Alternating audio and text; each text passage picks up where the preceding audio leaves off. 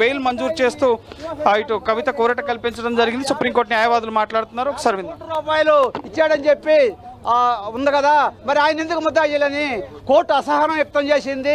మీరంతా ఈ కేసు అంతా తప్పులు తడగా నడిపిస్తున్నారు.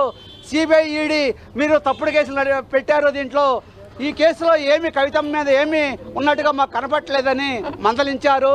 కనుక ఇది సిబిఐకి ఈడీకి చెంప పెట్టని మనం ఒక రకంగా చెప్పుకోవచ్చు.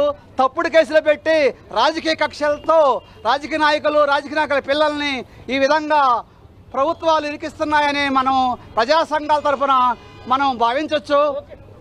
కనుక ఇది ఒక విధంగా ఈ లిక్కర్ కేసులో ముఖ్యంగా కవితకు ఈరోజు సాయంత్రం కానీ రేపు కానీ ఆవిడ విడుదలయ్యే అవకాశాలు కనిపిస్తున్నాయి. చూడొచ్చు, చాలామంది బీఆర్ఎస్ శ్రేణులు ఈరోజు హైదరాబాద్ నుంచి కవితకు బెయిల్ వస్తుందని చెప్పి చాలామంది సుప్రీంకోర్టుకు రావడం జరిగింది. చాలామంది బీఆర్ఎస్ నేతలు ఇటు కేటీఆర్, హరీష్ రావు మాట్లాడకుండానే మీడియాతో మాట్లాడకుండానే వెళ్ళిపోయిన పరిస్థితి.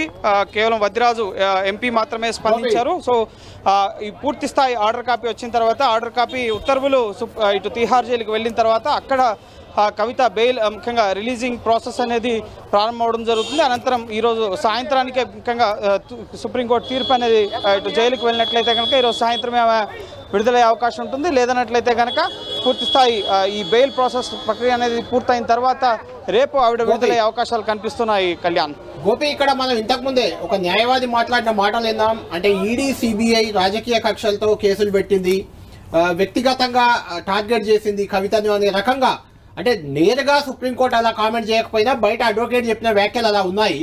అంటే సుప్రీంకోర్టులో కూడా శ్రీనివాసన్ రెడ్డి ఎలా సాక్షి అవుతారు, కవిత ఎలా నిందితురాలు అవుతుంది, ఈడీ దగ్గర సరైన ఆధారాలు లేవు, ఇలాంటి వ్యాఖ్యలని మనం ఎలా చూడాలి? ఎస్, చాలా కీలక వ్యాఖ్యలను ఈరోజు supreme court bench justice BR Gavai, justice KV Viswanath ధర్మాసనం చేయడం జరిగింది. ఈడీ యొక్క దర్యాప్తు చాలా అన్ఫెయిర్గా ఉంది.